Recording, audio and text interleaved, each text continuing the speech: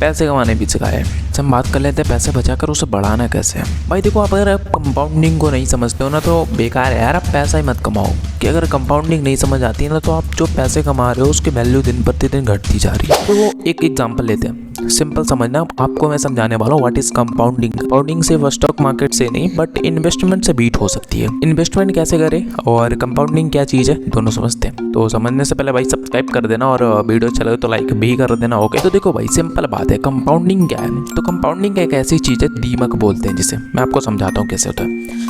अगर आपका एक लाख रुपये आपके पास है, आपने क्या करा, उसे अपने बक्सा में या फिर घर में रख दिया और उस पैसे को आप 5 साल बाद देख रहे हो, आपके पास वो पैसा 1 लाख है और उसकी वैल्यू घट चुकी है। अगर आप इंडिया की बात करो तो अभी इंडिया का जो महंगाई दर है वो है 8%। अगर आपको सामान कोई मतलब 1 लाख का मिल रहा है तो वो अगले साल 1,08,000 का मिलने वाला है, यानी इतनी परसेंटेज से हर साल महंगाई बढ़ रही है। तो अगर आपका 1 लाख का पैसा है तो 8 × 40,000, मतलब उस पैसे की वैल्यू अब बस 60,000 रह गई है 5 साल बाद। अब समझ में आ गया कंपाउंडिंग क्या है। भाई आप पैसे को ग्रो कैसे करना है। जैसे देखो, आपको कंपाउंडिंग मीट नहीं करनी है, अपने पैसे की वैल्यू घटने नहीं देना है, तो आप एफडी कर सकते हो। फिक्स डिपॉजिट उसे बोलते हैं, उसका रिटर्न होता है 7.6 के आसपास होता है, फिर 6 पॉइंट ऐसे कुछ करके होता है।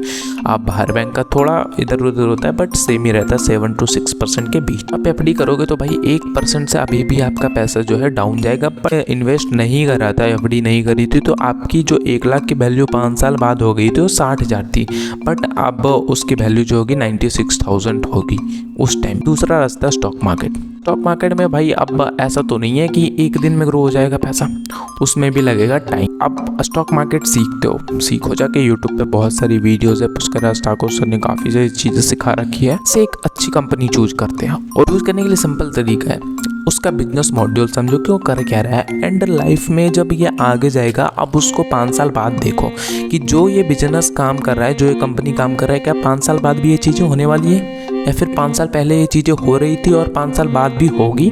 तो अगर ये सारी चीज़ें आप समझते हो तो भाई एक अच्छी कंपनी चूज करके उसमें इन्वेस्ट करो, पैसा चलेगा। और भाई स्टॉक मार्केट के रिटर्न के बारे में तो आपको मालूम होगा ही कि यार कितना ज़्यादा है और कितना लॉस में भी जाता है, वो भी आपको पता होगा। थर्ड वे है भाई लैंड इन्वेस्टिंग। अगर आपके पास कुछ ज़्यादा अमाउंट है तो आप लैंड में इन्वेस्ट कर सकते हो, जो रिटर्न का जो है ना मुकाबला स्टॉक मार्केट भी नहीं कर सकता, क्योंकि उसमें लॉसेस भी होते हैं। इट्स लाइक यार लैंड, नो लॉसेस, सिर्फ ग्रोथ। भाई आपको मैं एक चीज़ बताता हूँ, न्यू चीज़ है डिजिटल लैंड। मतलब जैसे होता है ना कि आप इन्वेस्ट कर सकते हो लैंडिंग के स्टॉक मार्केट में।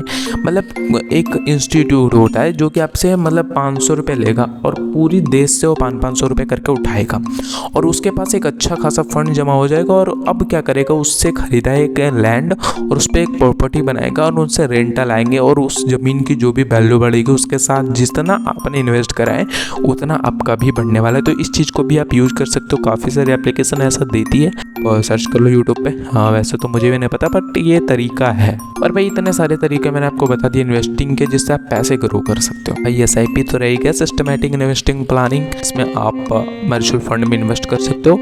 काफ़ी सारे फंड है, स्मॉल कैप फंड है, मिड कैप फंड है। आप लॉन्ग टर्म कर लेंगे 10 साल 15 साल तो आप स्मॉल का फंड में कर सकते हो भाई, कि उसमें कंपनी छोटी छोटी होती है, पैनिक शेयर्स होते हैं बट जो निकलते हैं ना भाई 10 साल बाद तो बहुत बड़े बड़े निकालते हैं, तो उसमें रिटर्न्स ज़्यादा आने के चांसेस होते हैं। ओके, और आगे से आप शायद ऐसे काम ना करने वाले हो कि भाई अपने पैसे को सिर्फ घर में रखो या फिर कोई फालतू चीज़ों में खर्च करो। तो मिलते हैं नेक्स्ट वीडियो के अंदर भाई, और वीडियो लाइक कर दो, मिलते हैं।